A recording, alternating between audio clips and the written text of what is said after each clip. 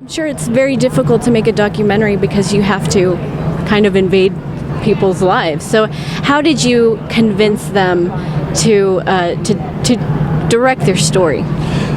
Yeah, it really was a process that evolved over about 3 years. We went down there initially to do what we thought would be a short film project, simply focusing on their music and maybe their way of worship.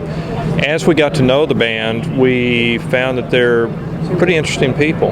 And so really it was trust that was earned over a long period of time where we each became more comfortable with each other. So by the time we hit the final portion of production last year, we knew the story we wanted to tell, and they were comfortable with us being in their environment. So how did the Critic come into the story? The Critic is actually the guy that introduced me to the band. The Critic, Michael Corker, and I have known each other for 20 years. And so he called me and said, there's this band that you have to see. And I think he has good taste, and so I thought, yeah, I'll come out and see him. And so he really sort of facilitated the initial relationship.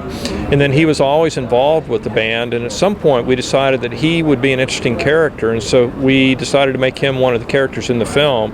As opposed to simply a facilitator of the relationship. So after finishing the film, what do you think is the core message of the film? I think that there are a couple things that I found very affirming. The first is that it affirms the value of working with each other. These are people from very different backgrounds, the Jones family and then Michael Corcoran and the independent rock people that he brought into the Jones family's world.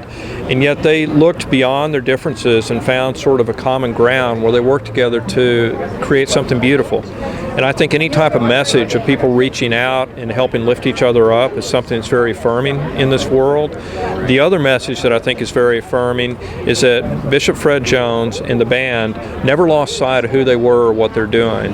They're gospel singers, and so even though they were asked to do something that was more secular, maybe do soul music where they might have earned more money, they stayed true to who they are, and eventually it paid off for them, and I think that's very affirming. If somebody stays doing what they're doing and they find a way to realize their dreams, I think that's something everybody likes.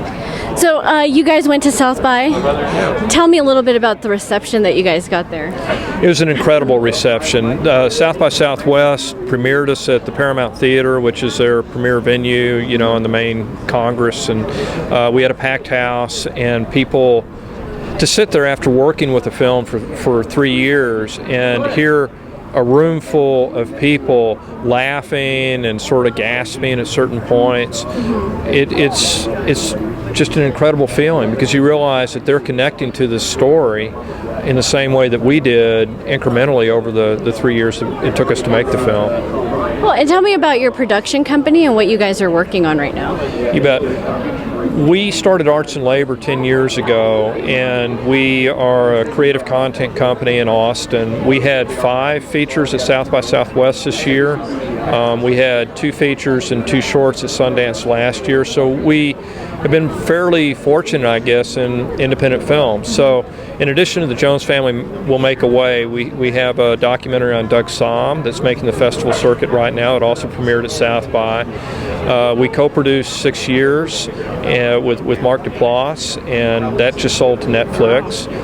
We co-produced Entertainment, just showed at the New Directors, New Films up at the Lincoln Center, New York. Also, that premiered at Sundance, but it sold to Magnolia 2 weeks ago. And then we have Uncle Kent 2, which is an experimental film that won a jury award at South by Southwest. So we're fortunate to be working with a number of really talented directors right now, and they're achieving some notice. We had Hellion here last year, which, you know, won the jury award, and Kat Candler is one of the directors too that we love working with. Well, congratulations, and thank you so much for stopping by. Yeah, you bet. Thank you.